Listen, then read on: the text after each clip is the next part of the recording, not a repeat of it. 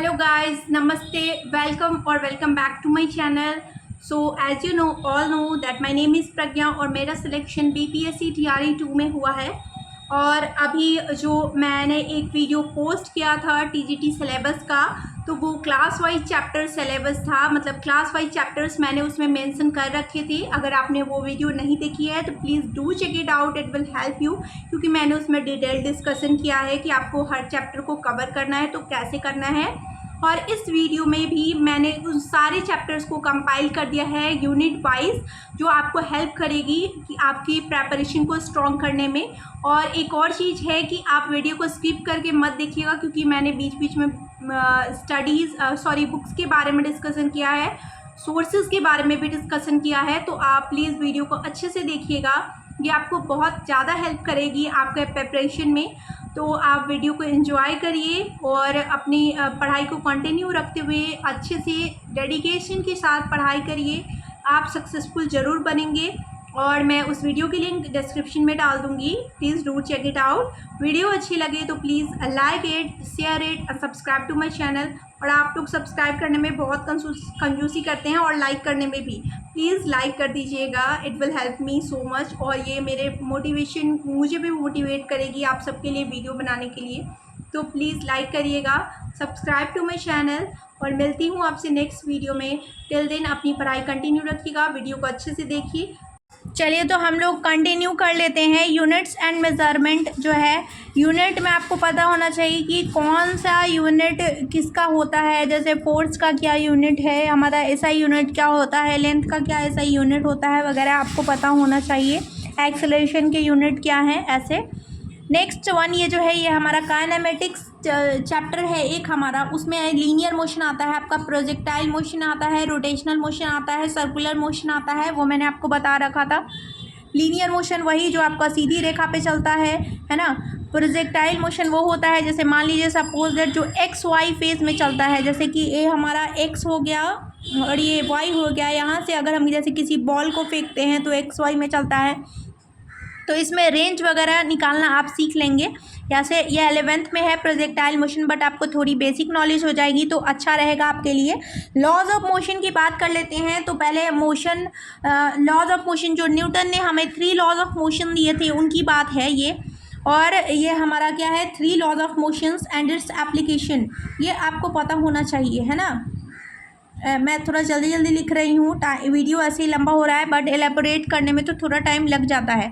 ये 3 laws of motion आपको पता होना चाहिए, इनके एप्लीकेशन पता होना चाहिए, मोमेंटम वाला पता होना चाहिए। जैसे कि हम लोग बंदूक से जो गोली छोड़ते हैं तो वो जाता है, या फिर एक होता है कि हमारा कोई 2 बॉडी जाके 2 बॉडी आ रहा है और 2 बॉडी डिफरेंट मासेस का है, M1 M2 मासेस का है, और आके कोलाइड कर जा रहा है, दोनों स्टिक कर जा रहे हैं एक दूसरे के साथ, तब उनका न्यू मोमेंटम क्या होगा। मोमेंटम क्या होता है ये पता होना चाहिए। आपका काइनेटिक एनर्जी क्या होता है ये पता होना चाहिए। पोटेंशियल एनर्जी क्या होता है ये पता होना चाहिए। ये सब आप सीख लीजिएगा। वैसे ही आपको इसमें भी वर्क एनर्जी एंड पावर में भी मिल जाएगा ये क्वेश्चन। तो उसके बाद वर्क की बात कर लेते हैं कि वर्क डन कौन से कंडीशन में होता है, वर्क डन कौन से कंडीशन में होता है ये ज़रूर आप देखिएगा। क्योंकि ये क्या होता है, वर्क डन जब हम फोर्स अप्लाई करते हैं किसी भी बॉडी पर, जब फोर्स अप्लाई किया जाता है और अगर वो अपने प्लेस से डिस्प्लेस नहीं होता है तो वर्क डन इज़ ज़ीरो हो जाता है, वर्क डन हमारा ज़ीरो हो जाता है वैसे केस में, जब अप्लाई हम नहीं करते हैं फोर्स, जब वो मूव नहीं करता है। सपोज दैट कि जैसे हम लोगों ने दीवार पे वर्क लगाया और उसमें कोई डिस्प्लेसमेंट नहीं हुआ तो ये वर्क डन हमारा ज़ीरो हो जाता है। तो आप एक आइडिया आपको लग रहा होगा, इसलिए मैं इलेबोरेट कर दे रही हूँ ताकि ये दिमाग में आपका स्टिक रहे। इसलिए मैं जो बेसिक बोलती हूँ इसका मतलब यही हो जाता है। इस टाइप के क्वेश्चंस आपको आने चाहिए, निकालने आने चाहिए, वर्क डन का फॉर्मूला आना चाहिए आपको। एनर्जी में मैंने आपको बता ही दिया, पोटेंशियल एनर्जी, काइनेटिक एनर्जी आना चाहिए। ये हमारा मोमेंटम और काइनेटिक एनर्जी में रिलेशन आपको पता होना चाहिए। फिर हमारे पावर की बात कर लेते हैं। तो पावर हम कब निकालते हैं, कितना वाट पावर लगेगा, पावर का यूनिट वाट होता है, कितना वाट पावर लगेगा। जो इलेक्ट्रिसिटी सप्लाई की जाती है, कोई बल्ब चल रहा है उसमें कितना वाट पावर लग जाएगा। आप कोई चीज़ मूव करा रहे हैं तो कितना वाट पावर लग जाएगा, ये चीज़ आपको पता होना चाहिए। ये पावर वाला जो है वो आपका इलेक्ट्रिसिटी के केस में भी आपको लग जाता है, जैसे P = I² RT हो जाता है। ये सब आपको इस फॉर्मूला का, इसमें फॉर्मूला का एप्लीकेशन पता होना चाहिए। सॉरी, नेक्स्ट वन, जब हम ग्रेविटेशन की बात करते हैं तो ग्रेविटेशनल लॉ जो हमारा है वो आपको पता होना चाहिए कि ये क्या होता है ना। फिर हमारे अर्थ पे हमारा मास और जो हमारा मास और वेट, इसमें डिफरेंस आपको पता होना चाहिए। और फिर हमारा फ्री फॉल वाला कंडीशन आपको पता होना चाहिए कि फ्री फॉल में क्या होता है।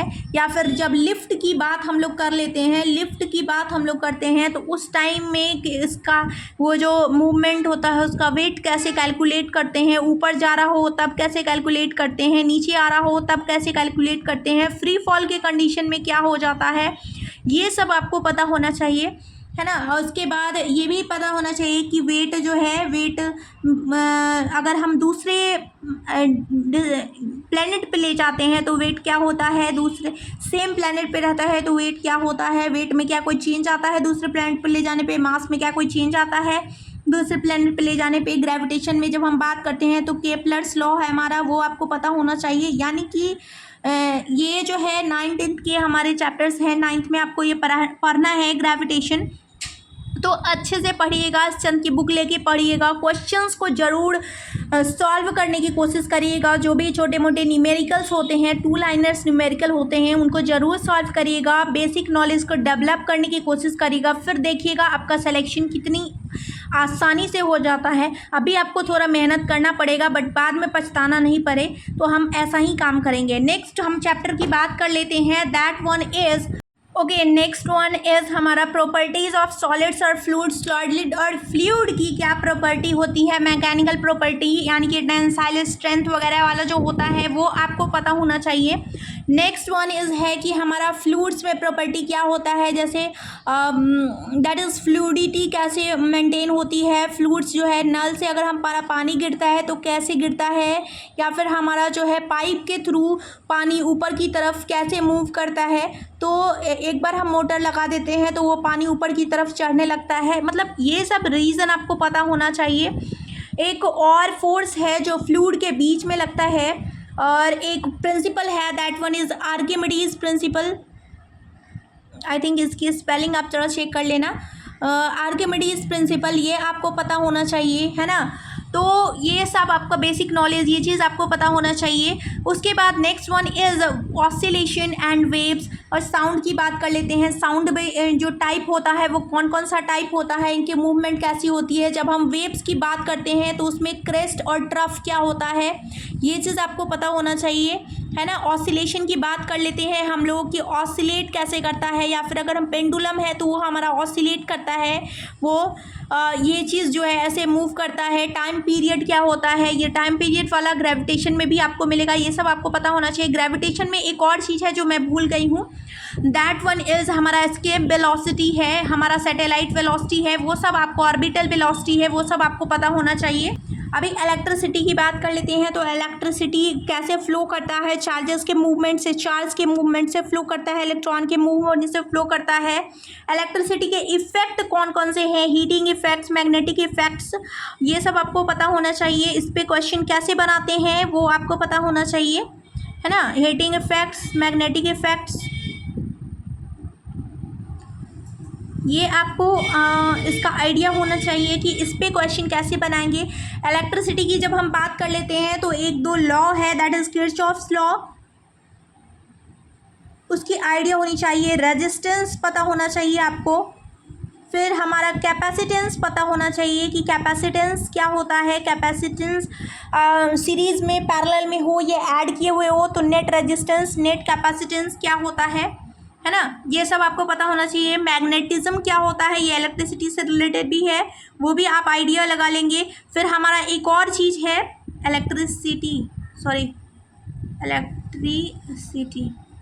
हाँ, एक है हमारा मैग्नेटिज्म की, जब इलेक्ट्रिसिटी की बात कर रहे हैं तो ये है Fleming's law, Fleming's rule, right hand thumb rule, ये सब आपको पता होना चाहिए, है ना। मतलब जितने भी रूल है मैग्नेटिज्म से रिलेटेड, इलेक्ट्रिसिटी से रिलेटेड रूल है, वो सब आपको आइडिया होना चाहिए। आई थिंक आपको इतना समझ में आ रहा होगा, मैं जल्दी जल्दी लिख रही हूँ इसलिए हमारी राइटिंग ऐसी हो रही है। नेक्स्ट वन हम लाइट की बात कर लेते हैं। This is very very very important chapter. ये आपको पता है कि इसी में आपका आ जाता है ह्यूमन आई, इसी में आता है आपका रिफ्लेक्शन, इसी में आता है आपका रिफ्रैक्शन की वजह से ही, मैं एक दो एग्जांपल दे रही हूँ। रिफ्रैक्शन की वजह से ही अगर हम बाल्टी में पानी रखे हुए होते हैं और उसके अंदर अगर कोई भी ऑब्जेक्ट होती है तो वो उसका प्रतिबिंब आभासी बनता है, वर्चुअल इमेज बनता है। इमेज के टाइप आपको पता होना चाहिए, मिरर आपको पता होना चाहिए कि कौन सा मिरर कैसा इमेज देता है, कौन से पोजीशन पे रखने पे कैसा इमेज बनता है। लेंस आपको पता होना चाहिए, इसके पोजीशन पे किस पोजीशन पे रखेंगे तो किस टाइप का इमेज बनेगा। टाइप ऑफ इमेजेस आपको पता होना चाहिए, है ना। मैग्निफिकेशन जो है हमारा आवर्धन, वो आपको पता होना चाहिए। ये सब आप समझ पा रहे होंगे। ह्यूमन आई जो है हमारा कलरफुल वर्ल्ड, वो आपको पता होना चाहिए। आई में कौन कौन से पार्ट्स होते हैं वो आपको पता होना चाहिए। इसके ट्रीटमेंट को कैसे होते हैं, मतलब इसमें अगर कोई प्रॉब्लम हो जाती है, मायोपिया हाइपरमेट्रोपिया जैसी बीमारी होती है तो कौन से लेंस का यूज़ किया जाता है, ये आपको पता होना चाहिए। आप आई होप आप समझ पा रहे होंगे और प्लीज़ वीडियो को स्किप मत करिएगा, मेरा एक एक लाइन इम्पॉर्टेंट है आपके सिलेक्शन के लिए। नेक्स्ट वन है हमारा स्टेट्स ऑफ मैटर। ये अब हम केमिस्ट्री में पहुंच चुके हैं। स्टेट्स ऑफ मैटर, मैटर के कितने स्टेट होते हैं इसकी आइडिया आपको होनी चाहिए, है ना। सॉलिड लिक्विड गैसेस वाली जो स्टेट्स होती है वो आपको पता होना चाहिए। और सॉलिड लिक्विड्स और गैस की जब हम बात करते हैं तो इनका ये कन्वर्जन जो होता है सॉलिड्स टू लिक्विड होता है, कन्वर्जन ऑफ दीज 3 स्टेट्स, ये आपको पता होना चाहिए। इनको हम क्या बोलते हैं वो पता होना चाहिए, है ना।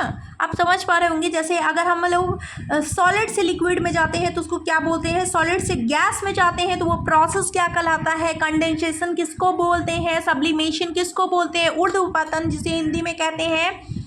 ये सब आपको आइडिया होनी चाहिए, है ना।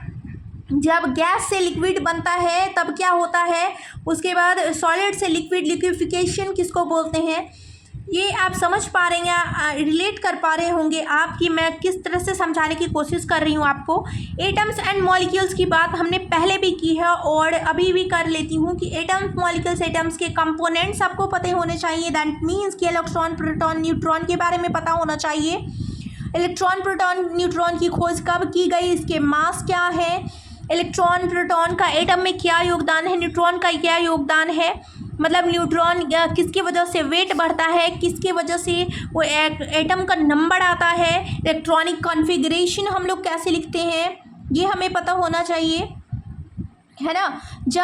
कब एटम जो है वो अपना इलेक्ट्रॉन त्यागता है, कब रिसीव करता है, और रिसीव करने की जो क्वालिटी होती है उसको क्या बोलते हैं, ये सब आपको पता होना चाहिए। पीरियोडिक टेबल, ये is also very very very important chapter. इससे भी क्वेश्चन आपको पूछा जा सकता है, अच्छे से पूछा सकता है। वैसे तो हर चैप्टर इम्पॉर्टेंट है लेकिन ये इसमें भी है संभावना जो बच्चे अक्सर छोड़ देते हैं, वैसे क्वेश्चन है। जैसे कि अगर पीरियोडिक टेबल मैंने पहले भी बताया है, ग्रुप में जाएंगे नीचे की ओर बढ़ने पे क्या होगा, ऊपर की ओर जाने पे क्या होगा, इनर्ट गैसेस किसको बोलते हैं, कौन से ग्रुप का क्या नाम है, कौन सा ग्रुप मेटल है, मेटल ग्रुप है, कौन सा ग्रुप नॉन मेटल ग्रुप है, पीरियड किसको बोलते हैं, है ना। जितने लॉ दिए हुए हैं डोबेनियन और फिर आपका अदर लॉ है, वो सब आपको पता होना चाहिए। इसका अभी मुझे याद नहीं आ रहा, और भी 2-3 लॉ है जो 9th क्लास की बुक में दिए हुए हैं, वो सब आपको पता होना चाहिए, अच्छे से इसकी आइडिया होनी चाहिए। नेक्स्ट हम लोग चलते हैं अगले चैप्टर पर। चलिए, ये हमारा है chemical reaction and its types. ये टाइप आपको पता होना चाहिए, 10th क्लास की बुक में है ये। कैसे रिएक्शन होते हैं, इनके एग्जाम्पल्स आपको बेटरली पता होना चाहिए, एग्जाम्पल से अच्छे से समझ के जाइएगा।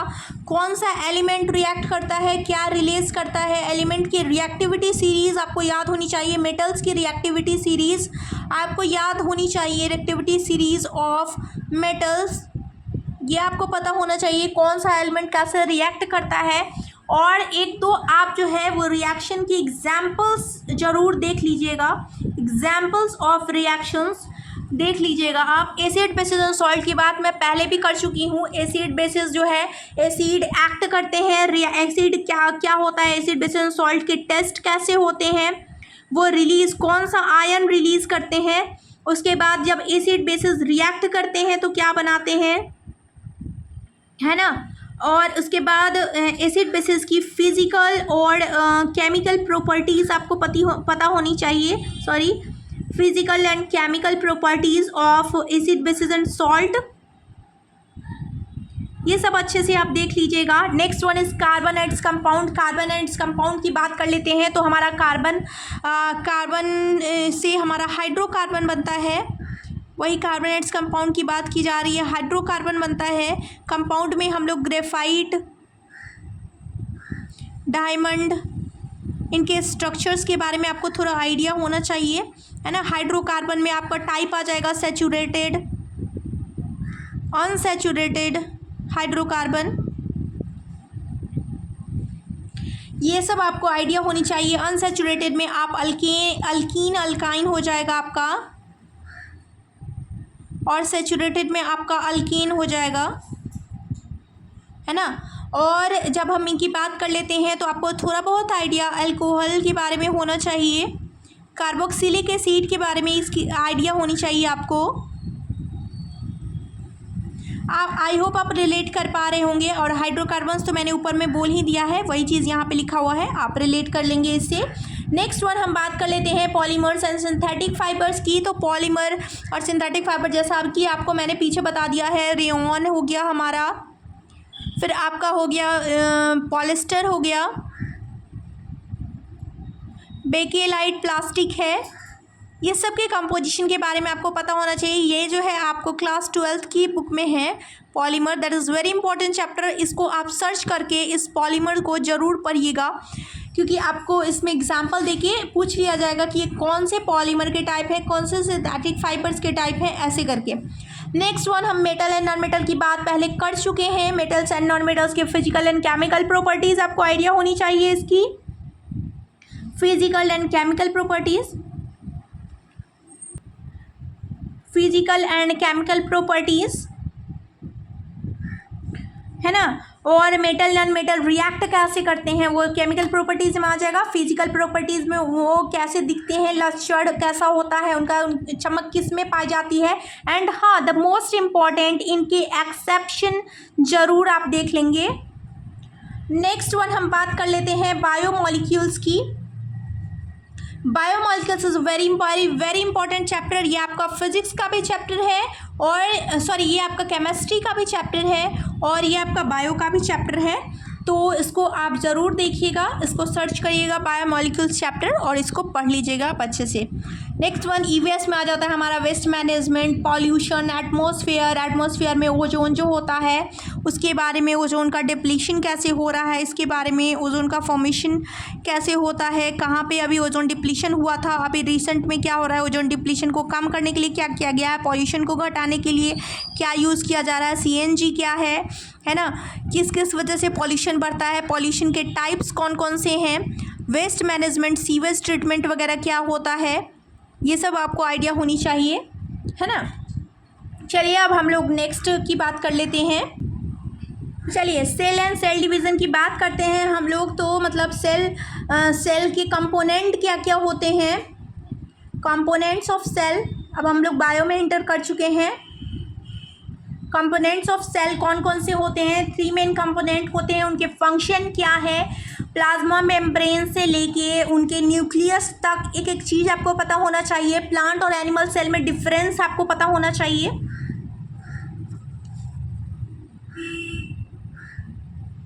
प्लांट सेल, एनिमल सेल, इसके बीच में आपको डिफरेंस पता होना चाहिए। नेक्स्ट वन हम बात कर लेते हैं सेल डिवीज़न की। सेल का आप समझ चुके होंगे, मैं और डिस्कस करूँगी, वीडियो और लंबा होगा। मतलब आप समझ चुके होंगे कि सेल में तो जितने कंपोनेंट्स होते हैं उन सब का एक एक चीज़ का आपको नॉलेज होना चाहिए। मैंने पहले भी डिस्कस कर लिया है तो आप रिलेट कर पा रहे होंगे। और हाँ, सेल डिवीजन 9th में जो चैप्टर है, सेल डिवीजन 11th में भी है, तो आपको इसका बेसिक नॉलेज अच्छे से होना चाहिए। मायोसिस जो है उसमें क्रोमोसोम क्या हो जाता है, किसमें क्रोमोसोम हाफ हो जाता है, किसमें क्रोमोसोम सेम रहता है, नंबर ऑफ क्रोमोसोम सेम रहते हैं, वो आपको आइडिया होनी चाहिए। मायोसिस, माइटोसिस, ये सब है ना। नेक्स्ट वन की बात कर लेते हैं, दैट इज टिश्यू कर लेते हैं। टिश्यू यानी कि एनाटॉमी सेक्शन हो जाता है प्लांट्स और एनिमल्स का। टिश्यू में हमने आपका बात कर लिया है, टिश्यू के टाइप्स के बारे में आपको पता होना चाहिए। प्लांट में टिश्यू जो होता है, प्लांट टिश्यू के टाइप्स के बारे में पता होना चाहिए आपको। एनिमल टिश्यू के बारे में पता होना चाहिए, है ना। एनिमल टिश्यू में भी अलग अलग तरह के टिश्यू पाए जाते हैं, दोनों के टाइप्स के बारे में पता होना चाहिए। किसका क्या फंक्शन है, प्लांट टिश्यू में ही हम बात कर लेते हैं। तो मेरिस्टेमेटिक का क्या फंक्शन है, परमानेंट का क्या फंक्शन है, इसके बारे में आपको आइडिया होनी चाहिए, है ना। और एनिमल टिश्यू में ही जो है हमारा मस्कुलर टिश्यू है, हमारा लोकोमोशन किसकी वजह से होता है, जो अलग अलग टाइप ऑफ टिश्यू है इनके बारे में आपको आइडिया होनी चाहिए। माइक्रो ऑर्गेनिज्म हमारा फ्रेंड और फोई कैसे है, ये मैंने लास्ट डिस्कस कर लिया है पहले, तो आप उसे देख लीजिएगा। और next one is diversity in living organism. ये लिविंग ऑर्गेनिज्म का जो डाइवर्सिटी है, दैट मीन्स कि हमारा Monera, protista, fungi, Plantae, Animalia, जो हमारे 5 किंगडम क्लासिफिकेशन है वो किसने दिए थे और कौन कौन से हैं हमारे इसके अंदर क्लासिफिकेशन, इसके अंदर कौन कौन से हैं वो आपको आइडिया होनी चाहिए इसकी। और उसके अंदर उनको इन डेप्थ पढ़ना है, इस सबको उसके बारे में इन डेप्थ पढ़ना है ना। नेक्स्ट वन हमारा बात कर लेते हैं, that one is plant morphology. Plant morphology में हमारा आ जाएगा कि प्लांट के ऊपर ऊपर यानी कि प्लांट के बाहरी जो पार्ट्स होते हैं, जैसे कि हमारा लीफ हो गया, जैसे कि हमारा स्टेम हो गया, जैसे कि हमारे रूट्स हो गए, है ना। इन सब का क्या काम है, बार्क ऑफ द ट्री में कौन से टिश्यू प्रेजेंट होते हैं, मतलब प्लांट के मॉर्फोलॉजी ऊपर की जो एक टिश्यू की बात करेंगे तो वो एनाटॉमी आ जाएगा। लेकिन लीफ की का क्या काम है, फोटोसिंथेसिस इसमें होता है। लीफ का पोर्शन क्या है, लीफ में वेनेशन कैसे होते हैं यानी कि उसके वेन्स कैसे अरेंज होते हैं, ये सब क्लास 6 में भी पढ़ना है। स्टेम्स जो है, स्टेम का वर्क क्या है। इसके बाद ये रूट्स की बात कर लेते हैं। और एक और चीज़ टिश्यू में याद रखिएगा, दैट इज़ कि आपका जाइलम फ्लोएम के बारे में ज़रूर पढ़ लीजिएगा कि जाइलम और फ्लोएम का क्या काम है ना।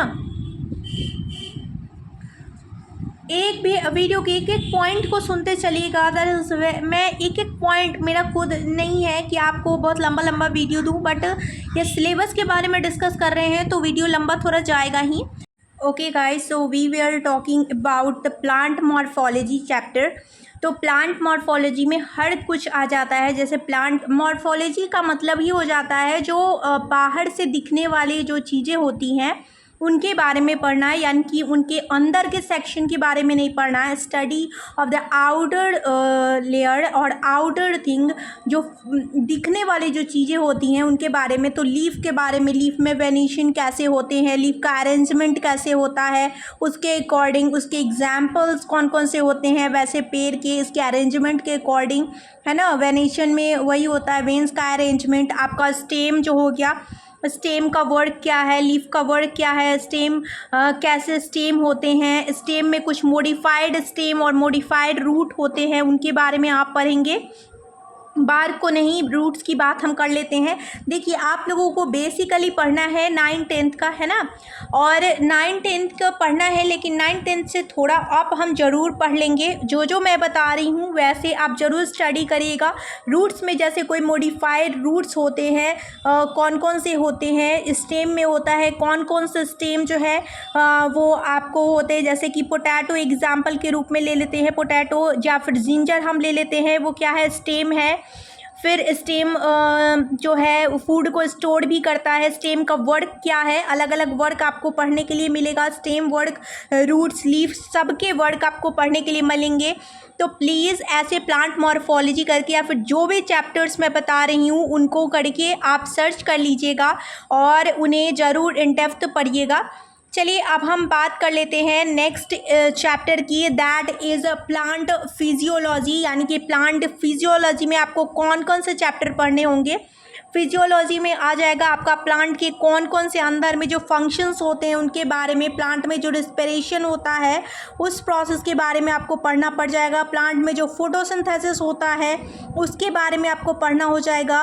रिस्पिरेशन में आप पढ़ लीजिएगा कि प्लांट में भी रिस्पिरेशन होता है, आपको इतना बेसिक तो पता ही होगा। रेस्पिरेशन जो होता है प्लांट में वो कैसे होता है, कहाँ पे होता है, एक साइकिल इसका होता है दैट इज़ क्रेब्स साइकिल। इसको भी ज़रा देख लीजिएगा, है तो 11th का लेकिन आप देख लेंगे तो आपके लिए अच्छा होगा, है ना। फोटोसिंथेसिस में जो फोटोलिटिक रिएक्शन वगैरह होता है वो सब आप पढ़ लेंगे। जो हमारा है plant growth and development, plant की जो ग्रोथ होती है वो डेवलपमेंट होती है वो कैसे होती है, इसमें आपको एक और चीज़ पढ़ने के लिए मिलेगा, मतलब कि उसको बेशक आप पढ़िएगा उसके हार्मोन्स के बारे में, जो कौन कौन से हार्मोन्स आपको देखने हैं वो चीज़ आप पढ़ेंगे इसमें। और बाकी तो आप समझ ही चुके होंगे। ऊपर प्लांट मॉर्फोलॉजी है और प्लांट एनाटॉमी और ह्यूमन एनाटॉमी को भी पढ़िएगा। टिश्यू में आप एक टिश्यू में भी जो एनिमल्स के अलग अलग टाइप के टिश्यू होते हैं, ह्यूमन के अंदर जो अलग अलग टाइप के टिश्यू हैं उनके स्ट्रक्चर्स के बारे में ज़रूर पढ़िएगा, अच्छे से पढ़िएगा। इन डेप्थ पढ़ना हमें बहुत ज़्यादा ज़रूरी है क्योंकि आपको पता है कि बीपीएससी अपना पैटर्न हर वक्त बदलते रहती है। और हाँ, एक लोग का क्वेरी भी था, मैंने देखा है कि 11th 12th का पूछता है, या फिर आप TRE 1 के क्वेश्चंस देखेंगे तो आपको ऐसा महसूस होगा कि वो क्वेश्चन के लेवल थोड़े अप है, क्योंकि TRE 1 में सबको पता है दैट क्वेश्चन के लेवल थोड़े अप आए थे, बट आपको उसको देख के घबराना नहीं है। चलिए अब हम लोग नेक्स्ट पेज की तरफ बढ़ते हैं, नेक्स्ट चैप्टर की तरफ बढ़ते हैं। नेक्स्ट चैप्टर है हमारा एनिमल फिजियोलॉजी, यानी कि ह्यूमन फिजियोलॉजी। मोस्टली आपको मतलब एनिमल में भी और ह्यूमन में भी जो होता है हमारा, दैट इज़ फर्स्ट है हमारा ब्रीदिंग और रिस्पिरेशन जो होता है, breathing and exchange of gases जिसको हम बोलते हैं, या फिर आप बोल सकते हैं रेस्पिरेशन। फिर नेक्स्ट हमारा हो जाएगा breathing and exchange of gases. इसमें भी आप और इसके सिस्टम के बारे में ज़रूर पढ़िएगा। ह्यूमन के अंदर जो सिस्टम्स हैं उनके बारे में हर चैप्टर का जो यहाँ पे सब टॉपिक्स मैं लिखूंगी उनके सिस्टम्स, ह्यूमन में जो सिस्टम्स प्रेजेंट हैं उनके बारे में पढ़िएगा। और एक्सचेंज ऑफ गैसेस में आप एक चीज़ और याद रखिएगा कि डिफरेंट काइंड ऑफ एनिमल्स जो होते हैं हमारे, यूनिसेल्युलर और मल्टीसेल्युलर एनिमल्स जो होते हैं, unicellular animals and multicellular animals के बारे में हर कुछ पढ़िएगा। ये नहीं कि सिर्फ एक्सचेंज ऑफ गैसेस की बात मैं कर रही हूँ। मल्टीसेलुलर एनिमल्स जो है, यूनिसेलुलर एंड मल्टीसेलुलर एनिमल्स में जैसे अमीबा की बात ले लेते हैं तो उनमें कैसे गैसेस एक्सचेंज होता है, उनमें न्यूट्रिशन कैसे होता है, न्यूट्रिशन भी हम लोग यहाँ पे लिख लेते हैं। वैसे हमने फूड एंड न्यूट्रिशन पहले देख लिया है, बट ह्यूमन की बात करते हैं तो न्यूट्रिशन लिख लेते हैं। इनके सिस्टम्स के बारे में आप ज़रूर पढ़िएगा, this is very very very important. इसमें से आपको कुछ भी उठा के पूछ दिया जाएगा। अगली बात हम लोग कर लेते हैं, दैट इज़ न्यूट्रिशन के बाद हम लोग बात करते हैं, दैट इज़ हमारा सर्कुलेशन हो जाएगा। ह्यूमन सर्कुलेशन, सर्कुलेटरी सिस्टम आप पढ़िएगा। कॉकरोच के अंदर सर्कुलेशन कैसे होता है, कोई भी मतलब कुछ एग्जाम्पल्स जो हैं आप वो पढ़िएगा। इसलिए मैंने आपको बोल रखा था कि आप 11th की NCERT और 12th की NCERT जो बायो की बुक है उसको अगर आप पढ़ लेंगे ना एक बार, तो वो आपके लिए बहुत ज़्यादा बेनिफिशियल हो जाएगी फ्रेंड्स। और मतलब आपको पता है 11th और 12th की अगर आपका बैकग्राउंड बायो का होगा तो आपको बेशक आइडिया होगा, आपने अगर पढ़ रखा होगा, बेशक आपने पढ़ रखा होगा तो आपको बहुत आइडिया होगा कि हाँ ये कैसे पढ़ना है ना, मतलब कि सॉरी कितना इम्पॉर्टेंट है ये, है ना। नेक्स्ट वन हम बात कर लेते हैं, सर्कुलेशन में भी आप अच्छे से पढ़ लीजिएगा। डिफरेंट टाइप्स ऑफ जो बॉडी सेल्स होते हैं, हमारे ब्लड सेल्स होते हैं, वो उनके टाइप्स पढ़ लीजिएगा। सिस्टम्स के बारे में पढ़ लीजिएगा। जो हमारा सिस्टम तो हर में पढ़ना है, यानी कि हमारा डाइजेस्टिव सिस्टम हो गया, हमारा रेस्पिरेटरी सिस्टम हो गया ह्यूमन का, एंड सर्कुलेटरी सिस्टम हो गया हमारा, वो पढ़िएगा। Next one is excretion. Excretion कैसे होता है, एक्सक्रीटरी प्रोडक्ट्स कैसे होते हैं, एक होता है ग्लोमेरुलर फिल्ट्रेशन होता है, वो आप पढ़ लीजिएगा, है ना, GF girlfriends, no. Glomerular filtration जो है वो हमारा एक बहुत इंपॉर्टेंट पॉइंट है, वो जरूर पढ़ लीजिएगा। किडनी के स्ट्रक्चर्स पढ़ लीजिएगा, यानी कि हमारा पूरा समझिए तो एक्सक्रीटरी सिस्टम ही पढ़ लीजिएगा आप। सॉरी, मेरी राइटिंग थोड़ी अभी अभद्र जैसे हो रही है, बट आप मैनेज कर लेना प्लीज़। ओके, नेक्स्ट चैप्टर की हम लोग बात कर लेते हैं, तो वो हो जाएगा हमारा locomotion and movement. Locomotion and movement इसको बोल देते हैं। इसमें आपका आ जाएगा कितने हमारे हड्डियां होती हैं हमारे बॉडी में, वो सब पढ़ लीजिएगा आप। देखिए, मैं यहाँ जो टॉपिक्स लिख रही हूँ ना, बेटर होगा जैसे आप यूट्यूब पे जाएंगे और इसको सर्च करेंगे ना, तो आपको हिंदी में भी आ जाएगी। हिंदी वालों के लिए भी क्वेरी रहता है, तो की भी क्वेरी रहती है, तो मैं वो ऐसे तो नहीं लिख पा रही हूँ, तो कोई बात नहीं, आप जाएंगे और सर्च करेंगे breathing and exchange of gases chapter in Hindi, तो आपको हिंदी में यूट्यूब पे आ जाएंगे, टीचर्स एलेबोरेट कर रहे होंगे, तो आप वैसे करके और वहाँ से पढ़ लीजिएगा, तो आपके लिए मतलब आपको बेनिफिट मिल जाएगा। लोकोमोशन एंड मूवमेंट में जो हमारे बोन्स वगैरह हैं उन सब के बारे में हम लोग स्टडी करते हैं। हमारे जो स्केलेटल सिस्टम है उनको आप पढ़ लेंगे। ह्यूमन स्केलेटल सिस्टम में बोन्स, किस में बोन्स होता है, जो हमारा स्केलेटन होता है, स्केलेटन के टाइप्स भी होते हैं, लिक्विड स्केलेटन, एक्सो स्केलेटन, एक्सो एंडो, लिक्विड स्केलेटन, ये सब आप पढ़ लीजिएगा। किस किस ऑर्गेनिज्म में होता है, इसके एग्जाम्पल्स कौन से हैं, ये सब आप अच्छे से पढ़ लीजिएगा प्लीज़। और आगे की बात हम लोग कर लेते हैं। और एक और चीज़ याद रखिएगा कि जैसे हमारे बॉडी में एक्सक्रीशन होता है, तो सिर्फ एक्सक्रीटरी सिस्टम जो है वो हमारा किडनी ही एक्सक्रीटरी फंक्शन नहीं है, इसके अलावा हमारे स्वेट ग्लैंड्स भी हैं। स्वेट ग्लैंड्स वगैरह के बारे में भी थोड़ी जानकारी ले लीजिएगा आप, कि स्वेट के थ्रू भी हमारे जो है, टीयर्स के थ्रू भी जो है हमारे एक्सक्रीटरी प्रोडक्ट्स निकलते हैं बाहर। दो लोग बोलते नहीं हैं, रोने दो, रोने से आंखें साफ़ हो जाती है, तो इसका मतलब ये नहीं कि हम रोएंगे, बट मैं आपको बता दे रही हूँ। चलिए आगे की बात कर लेते हैं। That one is neural control and coordination. Neural control and coordination की बात कर लेते हैं और इसके सिस्टम के बारे में ज़रूर पढ़ लेंगे। इसमें आपका एक न्यूरॉन का स्ट्रक्चर आएगा, वो पढ़ेंगे। न्यूरॉन के बीच का जो गैप होता है दैट इज़ साइनैप्स, उसके बारे में पढ़ेंगे। एक और चीज़ आप ज़रूर पढ़िएगा, इम्पॉर्टेंट होता है कि ये साइनैप्स, मैं फिर वीडियो लेके आते रहूँगी आप सबके लिए, मतलब कि ये साइनअप्स वगैरह। और प्लीज़ अपडेट्स के लिए मेरे चैनल को ज़रूर सब्सक्राइब कर दीजिएगा फ्रेंड्स, ताकि मुझे भी अच्छा लगे और मतलब मैं भी मोटिवेटेड होते रहूँ आप लोगों के लिए वीडियो बनाने के लिए। अगर आपको थोड़ी भी हेल्प मिलती है मेरी वीडियो से, तो प्लीज़ सब्सक्राइब ज़रूर करिएगा।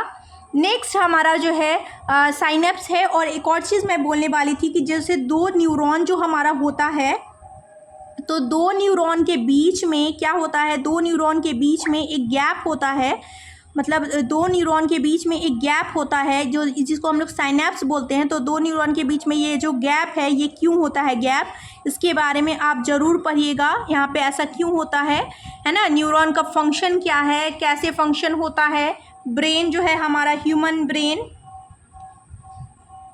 उसके बारे में पढ़ लीजिएगा, उसके पार्ट्स के बारे में पढ़िएगा।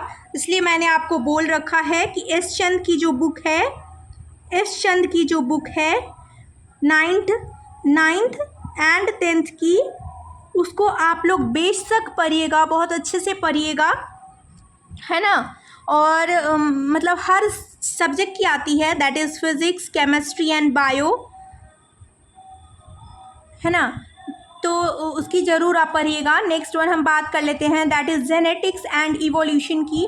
अब आप सबको पता होगा कि जो हमारा जेनेटिक्स चैप्टर है वो हमारे लिए कितना इम्पॉर्टेंट है। जेनेटिक्स के बारे में आपको ये जानना है कि जेनेटिक्स का हमारे लिए कितना यूज़ है, कैसे यूज़ है ना, वो आपको पढ़ना है। जेनेटिक्स में आपका जीन्स हो गया, फिर हमारा जो होता है आरएनए फॉर्मेशन, आरएनए के फंक्शन के बारे में आप पढ़ेंगे, डीएनए के फंक्शन के बारे में आप पढ़ेंगे,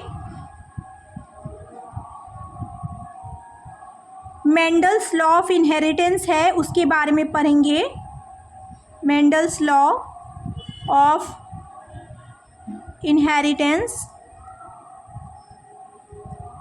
उसके बारे में पढ़ेंगे। हेरिडिटी क्या होती है इसके बारे में जानेंगे हम लोग।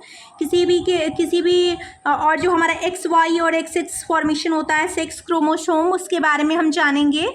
और ये सब हम याद रखेंगे, हमारे लिए बेनिफिशियल रहेगा फ्रेंड, क्योंकि इन सब से क्वेश्चन ज़रूर पूछेंगे। आपके जीन्स के स्ट्रक्चर के बारे में आपको पूछा जा सकता है कि जीन्स का स्ट्रक्चर कैसा होता है, हेलिक्स स्ट्रक्चर होता है, कैसे अरेंज्ड होते हैं।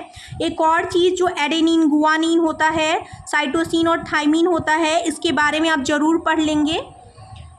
और इसके लिए मैं ज़रूर कहूँगी, इसलिए मैंने बोला 11th 12th की बायोलॉजी बिल्कुल पढ़िएगा फ्रेंड्स, है ना, क्योंकि ये आपको बहुत ज़्यादा हेल्प करने वाली है। चलिए, और इवोल्यूशन में भी आप इवोल्यूशन को अच्छे से पढ़ लीजिएगा कि मानव जो था, पहले जो ह्यूमन था वो क्या था, और पहले से लेके मतलब बिफोर, पहले से लेके और अभी तक का नाउ, पहले से लेके अभी तक के जो चेंजेस हुए हैं वो कैसे चेंज हुए हैं। इसमें ब्रेन में चेंजेस आए हैं, हाइट में चेंजेस आए हैं, और ये सब आपको कहाँ मिलेगा, ये सब आपको 12th की बुक में ही मिलेगा, है ना। तो इनको ज़रूर आप पढ़िएगा। मेंडल्स लॉ ऑफ इनहेरिटेंस तो मैंने बता ही दिया, कहाँ पे हुआ था वो बता दिया मैंने। उसके बाद इसका जो होता है फिजिकल चेंजेस होते हैं, और उसके बाद अंदर से जो चेंजेस, जेनेटिक जो चेंज होता है वो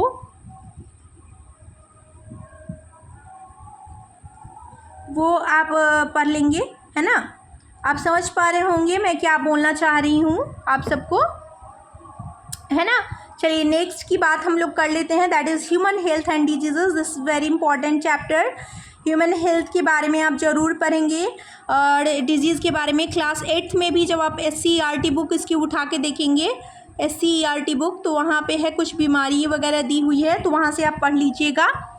और हाँ, आगे की बात करें तो ह्यूमन हेल्थ में आपको यही सब पढ़ना है कि किसकी वजह से, मतलब कौन से माइक्रो ऑर्गेनिज्म या फिर कौन से ऑर्गेनिज्म की वजह से क्या रोग होता है। जैसे मलेरिया जो है वो किसकी वजह से फैलता है, या फिर वाटर से कौन सा डिजीज़ होता है, एयर की वजह से कौन सा डिजीज़ होता है, एक इनबॉर्न डिजीज़ है वो कौन सा होता है, यानी बच्चा जो लेके पैदा होता है, एक एक्वायर्ड डिजीज़ होता है जो बच्चे जन्म के बाद जो बच्चों में आ जाते हैं, वो कौन सी बीमारी होती है, ऐसे, है ना।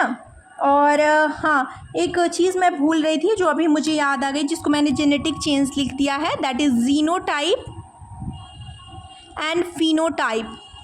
ये जो मेंडल्स लॉ ऑफ इनहेरिटेंस है, इसमें जीनोटाइप और फिनोटाइप को आप अच्छे से पढ़ लेंगे, है ना। चलिए, आगे की बात हम लोग कर लेते हैं। तो हमने ह्यूमन हेल्थ एंड डिजीज़ के बारे में, एक्वायर्ड डिजीज़, इनबॉर्न डिजीज़ कौन कौन सी होती है, इसमें आप एक वो भी पढ़ लीजिएगा, इंसुलिन की वजह से क्या हो जाता है ना।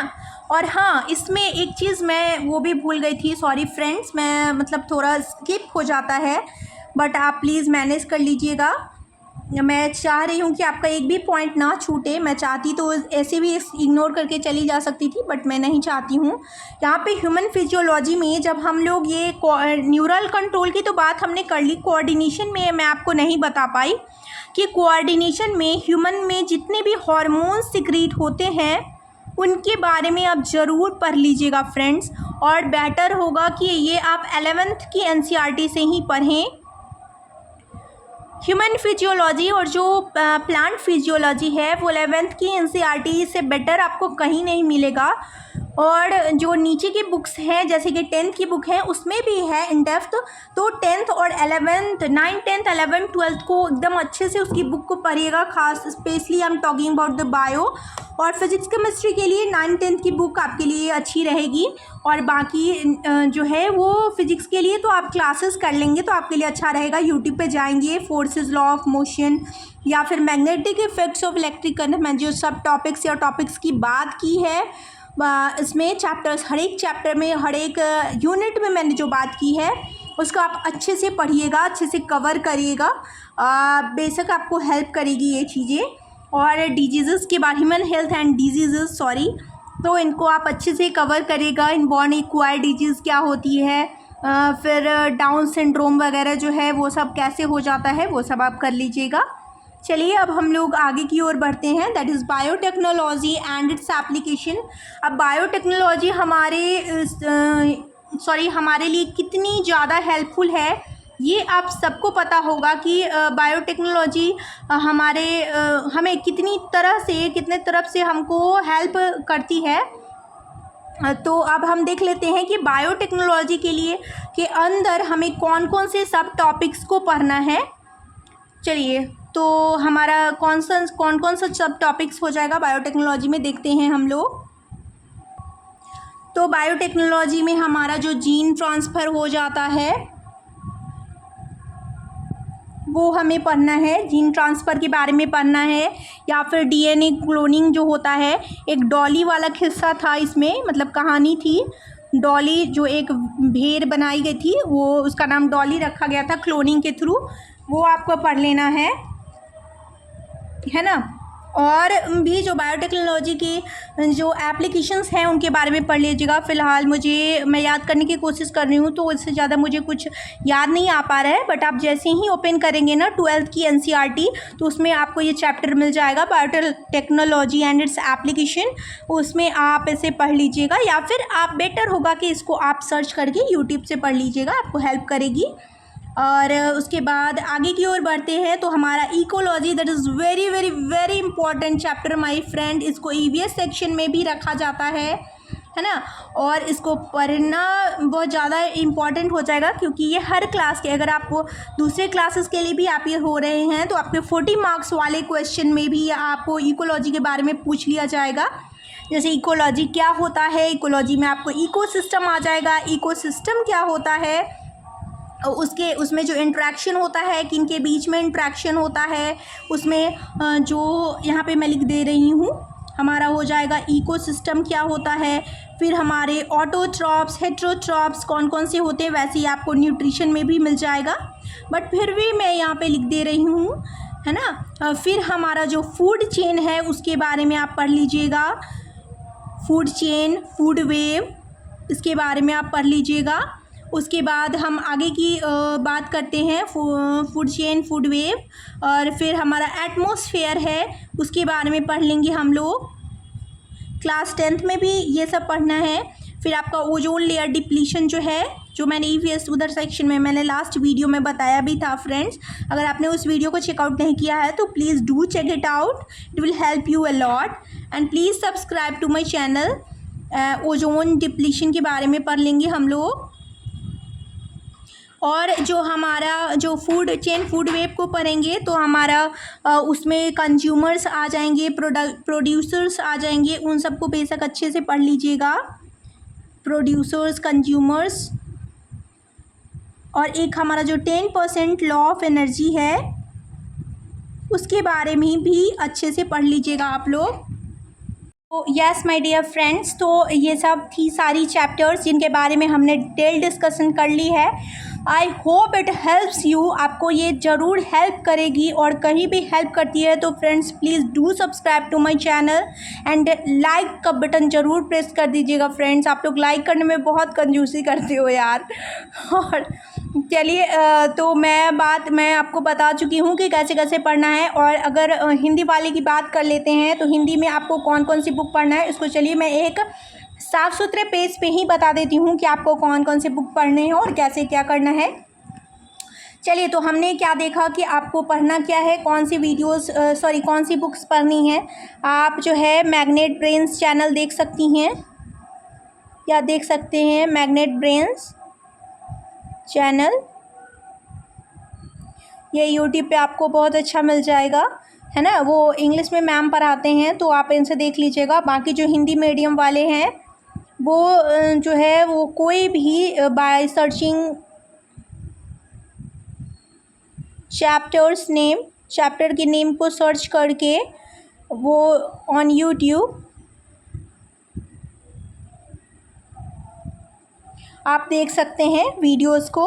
और नेक्स्ट हम बात कर लेते हैं इसकी मैग्नेट ब्रेन्स चैनल हो गया, फिर चैप्टर्स नेम ऑन यूट्यूब। फिर नेक्स्ट हमारा जो हो जाएगा बुक की बात कर लेते हैं, तो एसचंद की बुक जो है वो आप पढ़ लेंगे 9th and 10th। ये हमारा इंग्लिश मीडियम वालों के लिए हो जाएगा, इंग्लिश मीडियम वालों के लिए हो जाएगा। और फिर जब हम हिंदी की बात कर लेते हैं तो भारती भवन,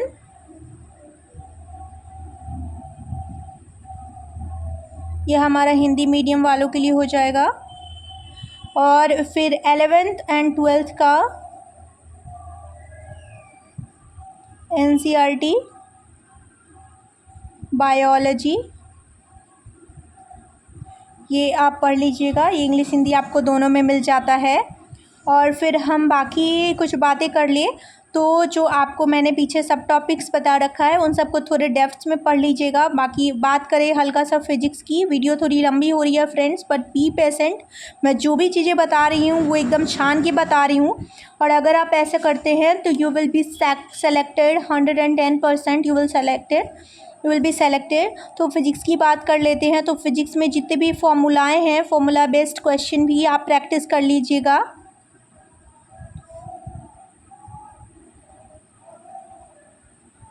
और फिर केमिस्ट्री की बात कर ले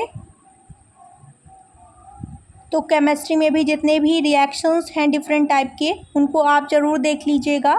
रिएक्शंस के एग्जांपल्स देख लीजिएगा। थोड़े से आप जो हमारा ऑर्गेनिक पोर्शन है हल्का, उसके बारे में जानकारी रख लीजिएगा। और मैंने पीछे तो डिस्कशन कर ही दिया है आपके लिए, और बायो का तो मैंने बता ही दिया।